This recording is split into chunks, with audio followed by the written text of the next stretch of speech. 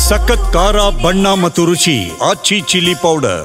ಬೆಂಗಳೂರಲ್ಲಿ ಮಾಲಿನ್ಯ ನಿಯಂತ್ರಣ ಮಂಡಳಿ ಸುವರ್ಣ ಮಹೋತ್ಸವ ನಡೆಯಿತು. ಮಾಲಿನ್ಯ ನಿಯಂತ್ರಣ ಮಂಡಳಿ ಸುವರ್ಣ ಮಹೋತ್ಸವದ ಅಂಗವಾಗಿ ಅರ್ಥವ್ಯವಸ್ಥೆ ಮತ್ತು ಸ್ಥಿರತೆ ಕುರಿತ ಸಮ್ಮೇಳನವು ಬೆಂಗಳೂರಿನ ಖಾಸಗಿ ಹೋಟೆಲ್ನಲ್ಲಿ ಜರುಗಿತು. ಸಮ್ಮೇಳನದಲ್ಲಿ ಅರಣ್ಯ ಸಚಿವ ಈಶ್ವರ್ ಖಂಡ್ರೆ, ಮಂಡಳಿ ಅಧ್ಯಕ್ಷ ನರೇಂದ್ರ ಸ್ವಾಮಿ, ಸಿಎಸ್ ಶಾಲಿನಿ, ರಜನೀಶ್ ಸೇರಿದಂತೆ ಹಲವರು ಭಾಗವಹಿಸಿದರು. ಇದು ಮಾಲಿನ್ಯ ನಿಯಂತ್ರಣ ಮಂಡಳಿಯ ಆಯೋಜನೆಯಲ್ಲಿ ನಡೆದ ಕಾರ್ಯಕ್ರಮವಾಗಿತ್ತು.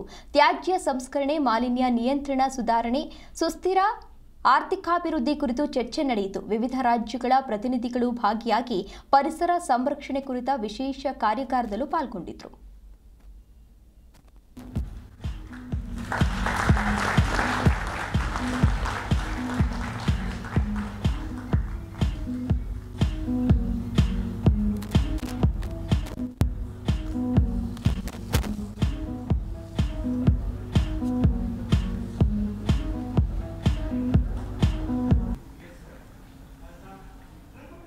Yeah, let's come. She's Mrs. Gayatri, daughter of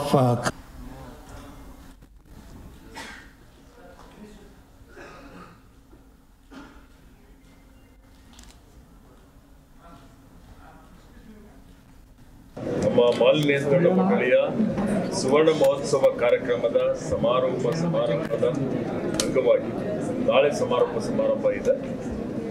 ಸುಮಾರು ಸಾವಿರಾರು ಲಕ್ಷದವರೆಗೆ ಜನ ಸೇರ್ತಾ ಇದ್ದಾರೆ.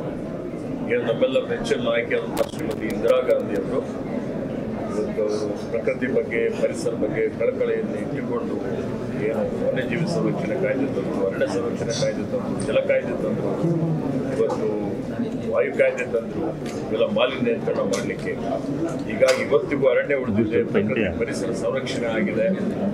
ಇದ್ರ ಬಗ್ಗೆ ಮಕ್ಕಳಲ್ಲಿ, ಜನರಲ್ಲಿ ಅರಿವು ಮೂಡಿಸಬೇಕು ಅನ್ನುವಂಥ ಕಾರಣದಿಂದ ಸುಮಾರು ಇಡೀ ರಾಜ್ಯದಾದ್ಯಂತ ಮಾನ್ಯ ನರೇಂದ್ರ ಸ್ವಾಮಿಗಳು ಮತ್ತು ಎಲ್ಲ ತಂಡದವರು ಸೇರಿಕೊಂಡು ಇವತ್ತು ಅನೇಕ ಕಾರ್ಯಕ್ರಮಗಳನ್ನು ಆಯೋಜನೆ ಮಾಡಿ ಇಡೀ ರಾಜ್ಯದ ಜನರಿಗೆ ಈ ಪರಿಸರ ಬಗ್ಗೆ, ಪ್ರಕೃತಿ ಬಗ್ಗೆ, ಇದನ್ನು ಸಂರಕ್ಷಣೆ ಮಾಡೋದ್ರ ಬಗ್ಗೆ ಜನರಿಗೆ ಏನು ಅವಶ್ಯಕತೆ ಇದೆ, ಗಾಳಿಯಲ್ಲಿ, ನೀರಿನಲ್ಲಿ, ಆಹಾರದಲ್ಲಿ ಮಾಲಿನ್ಯ ಇದೆ, ಮಾಲಿನ್ಯ ನಿವಾರಣೆ ಮಾಡಬೇಕು ಅನ್ನುವಂಥ ದೃಷ್ಟಿಯಿಂದ ಸುಸ್ಥಿರ ಅಭಿವೃದ್ಧಿ ಆಗಬೇಕು ಅನ್ನುವಂಥ ಒಂದು ಆಲೋಚನೆ ಇಟ್ಕೊಂಡು ಈ ಒಂದು ಕಾರ್ಯಕ್ರಮ ಅತ್ಯಂತ ಯಶಸ್ವಿಯಾಗಿ ನಡೆದಿದೆ. ಮಾಲಿನ್ಯ ನಿಯಂತ್ರಣ ಮಂಡಳಿ 50 ವರ್ಷಗಳನ್ನ ಪೂರೈಸಿ ಸಾಧನೆಯ ಜೊತೆಯಲ್ಲಿ ಹಲವಾರು ಹೊಸ ಆವಿಷ್ಕಾರಗಳ ಜೊತೆಯಲ್ಲಿ ಹೆಜ್ಜೆ ಇಡ್ತಕ್ಕಂಥ ಸಂದರ್ಭದಲ್ಲಿ ಈ ಮಂಡಳಿಯ ಸ್ಥಾಪನೆಗೆ ಮತ್ತು ಕಾಯ್ದೆಯ ಒಂದು ಅನುಷ್ಠಾನಕ್ಕೆ ಜವಾಬ್ದಾರಿಯಾದಂಥ ದೂರದೃಷ್ಟಿ ಇದ್ದಂಥ, ಪರಿಸರ ಕಾಳಜಿ ಜೊತೆಯಲ್ಲಿ ರಾಷ್ಟ್ರವನ್ನು